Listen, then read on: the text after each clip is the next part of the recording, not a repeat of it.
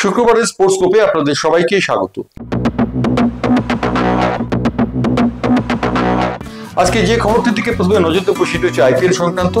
আপনারা সবাই এতক্ষণে জেনে গেছেন যে আইপিএল খেলা অনির্দিষ্টকালের জন্য স্থগিত হয়ে গেছে। পাকিস্তান এবং ভারতের মধ্যে যে টেনশন উদ্ভূত হয়েছে সেই টেনশনের প্রেক্ষিতে বন্ধ করে দেওয়া হয়েছে আইপিএল এর খেলা।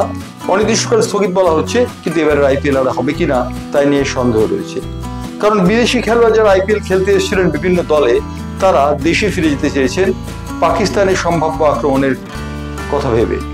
ইতিমধ্যে প্যাট কামিন্সের দল, তারা অস্ট্রেলিয়া থেকে যারা এসেছিলেন তারা ফিরে যেতে চেয়েছেন, অন্য খেলোয়াড়রাও ফিরে যেতে চেয়েছেন। মাত্র বৃহস্পতিবার পাঞ্জাব কিংস 11 এবং দিল্লি ক্যাপিটালসের খেলায় ধর্মশালায় যেটি নির্ধারিত ছিল সেটি 10 ওভার হবার পর বাতিল হয়ে গিয়েছে। এই কারণে বাতিল হয়েছে 10.1 ওভারে যখন পাঞ্জাব কিংস 11-এর রান 1 উইকেটে 122, সেই সময় হঠাৎ ধর্মশালা স্টেডিয়ামের সমস্ত আলো নিভে যায়। এই আলো নিভে যাবার কারণ হিসেবে প্রথমে মনে করা হয়েছিল বৈদ্যুতিক শর্ট সার্কিটের ফলে বা বৈদ্যুতিক অভাবে এই আলো বন্ধ হয়ে গেছে।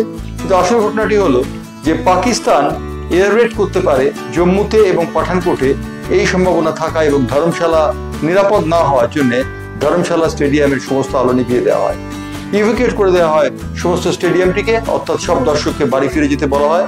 এবং পাঞ্জাব কিংস 11, দিল্লি ক্যাপিটালস এবং ব্রডকাস্টারদের বিশেষ বন্দে ভারত ট্রেনের ব্যবস্থা করে দিল্লিতে ফিরিয়ে আনা হয়।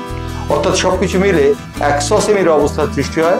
এরপর ভারতীয় ক্রিকেট কন্ট্রোল বোর্ড একটি জরুরি বৈঠকে বসে আজ অর্থাৎ শুক্রবার সকালে, এবং শুক্রবার সকালে বসার পর তারা ঠিক করেছে যে আইপিএল অনির্দিষ্টকালের জন্য স্থগিত হয়ে গেল।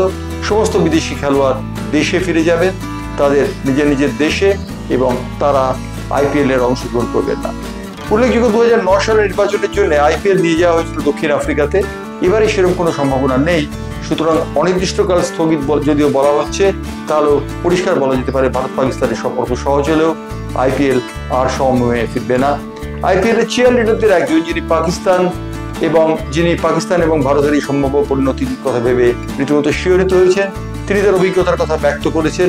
সংবাদ সংস্থাকে দেওয়া সাক্ষাৎকারে তিনি বলেছেন, পাঞ্জাব কিংস 11 এবং দিল্লি ক্যাপিটালসের খেলায় তার মনে হচ্ছিল যে একটা সময় তিনি কাঁদতে পারলে বোধহয় ভালো হবে, কারণ স্টেডিয়াম ছেড়ে তিনি যখন চলে যাচ্ছিলেন তখন বোমার আতঙ্ক তাকে ঘিরে ধরেছিল।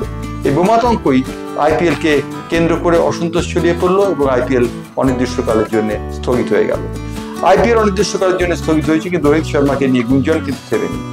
ইতিমধ্যে ভারতীয় cricket control board Rohit Sharma সম্পর্কে বিশেষভাবে দৃষ্টি দেয়নি বলে একটা অভিযোগের পাহাড় উঠেছে।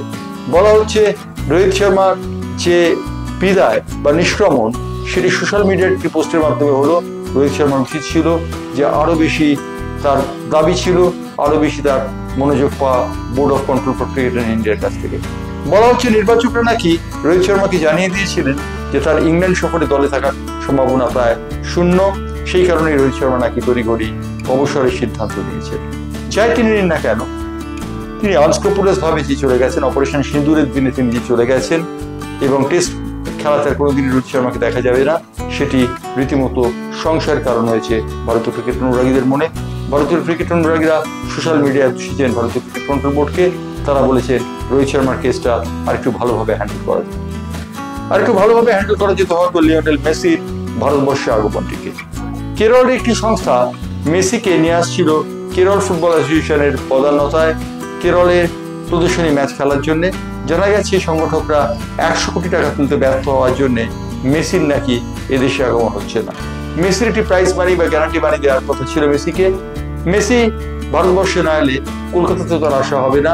কলকাতার সংগঠকরা জানিয়েছেন মেসির আসা অনিশ্চিত, অর্থাৎ লিওনেল মেসি অনিশ্চিত হয়ে গেলেন। তবে তিনি ভারত পাকিস্তান যুদ্ধের কারণে হলেন না, তিনি হলেন 100 কোটি টাকা সংগঠকরা তুলতে না পারার জন্য। স্পোর্টস কোপে আজ এই কটি খবরই ছিল। স্পোর্টস কোপের সব থেকে বড় খবর যে আইপিএল অনির্দিষ্টকালে স্থগিত হয়ে গেছে, এই কথা আরেকবার জানিয়ে স্পোর্টস কোপ থেকে আজকের মতো বিদায় নিচ্ছি।